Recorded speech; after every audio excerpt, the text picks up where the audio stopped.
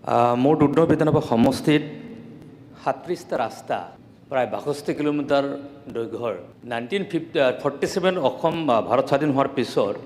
কোনোখন চৰকাৰে এই অঞ্চলটো যিখিনি এলেকা আছে এই ৩৭টা ৰাস্তাৰে মই নিজে ৭টা ৰাস্তা দুৰ্নৈ সাব ডিভিজন এছিষ্টেণ্ট এক্সিকিউটিভ লগত লৈ মই চাইছোঁ আৰু আজিৰ মুখ্যমন্ত্ৰী মহোদয়ৰ এটা উইল থকাৰ কাৰণে ইচ্ছা থকাৰ কাৰণে যোৱা বছৰত এই ৩৭টা ৰাস্তা চেংচন দিছে ৬২ কিলোমিটাৰ ৰাস্তা কিন্তু ইতিমধ্যে বিভাগে PW বিভাগৰ তৰফৰ পৰা মানে জিঅ'টেকিং ছাৰ্ভেৰ পৰা DPR সকলো কমপ্লিটেই কৰিছে কিন্তু ফৰেষ্ট বিভাগৰ পৰা এই ৩৭টা ৬২ কিলোমিটাৰ ৰাস্তাটো তেখেতসকলে NOC দিয়া নাই আৰু যদি NOCটো পোৱা নাযায় তেতিয়াহ'লে আজি ৭৮ বছৰৰ পিছত মানে মুখ্যমন্ত্ৰী ডাঙৰীয়াৰ নেতৃত্বত এই চৰকাৰখনে যি জনজাতি মানুহসকলে কাম কাজ কৰিব কাৰণে এটা উদ্যোগ গ্ৰহণ কৰিছে সেইটো মানে পানীত পৰি যাব গোটেইবিলাক ক্ষেত্ৰত গতিকে আৰু সেই অঞ্চলটো প্ৰায় ৰাভা আৰু বড়ো মানুহৰে গোটেই উদ্যোগিত অঞ্চল প্ৰায় 90% ৰাভা আৰু বড়ো মানুহৰে উদ্যোগ অঞ্চল গোটেই পূৰ্বৰ চৰকাৰসমূহে গুৰুত্ব নিদিয়াৰ পৰিপ্ৰেক্ষিততে যিহেতু মুখ্যমন্ত্ৰী ডাঙৰীয়াই এই অঞ্চলসমূহ উন্নয়ন কৰিবৰ কাৰণে চিন্তা চৰ্চাখিনি কৰিছে গতিকে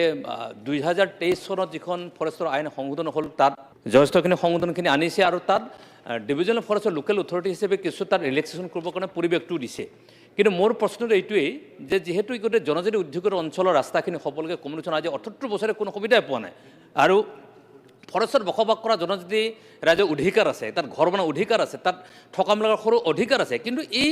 ৰাস্তাখিনি বনাবলৈ যাওঁতে অকণমান ইঞ্চাৰ অকণমান বাউণ্ডেৰী ক্ৰছ কৰিছে ক'ৰবাত ক্ৰছ কৰিছে সেইবিলাকৰ সংক্ৰান্তত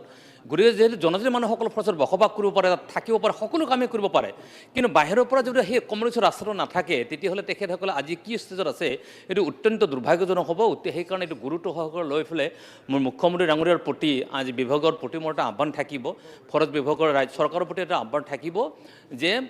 জিলাখনলৈকে জিলাৰ ফৰেষ্ট বিভাগলৈ এটা ষ্ট্ৰিক্ট নিৰ্দেশনা যাব লাগে যে জনজাতি য'ত মানুহবিলাক বসবাস কৰিছে সেই ক্ষেত্ৰত ইমান বেছি নোচোৱাই ফেলে ষ্ট্ৰেইট ফৰৱাৰ্ড তেখেতসকলে যাতে তেখেতসকলে ক্লিয়াৰেঞ্চটো দি দিয়ে দিয়াৰ ফলত যাতে জনজাতি মানুহসকল কমিউনিকেশ্যনৰ ক্ষেত্ৰত সম্ভৱ হৈ উঠে সেইটো মোৰ অনুৰোধ থাকিল আৰু ইতিমধ্যে মুখ্যমন্ত্ৰী ডাঙৰকৈ কিছু কথা মই যিহেতু জনাইছোঁৱে কিন্তু মই আশা প্ৰকাশ কৰিম অতি তৎকালীনভাৱে এই ৩৭টা ৰাস্তা ৬২ কিলোমিটাৰ ৰাস্তা পকীকৰণ কৰাৰ ক্ষেত্ৰত টেণ্ডাৰ চেণ্ডাৰ কৰাৰ পক্ষত যাতে বিলম্ব নকৰি পৰিৱেশ কৰিব পাৰে তাৰ কাৰণে এটা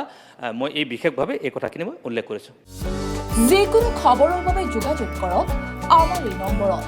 9181 307 2221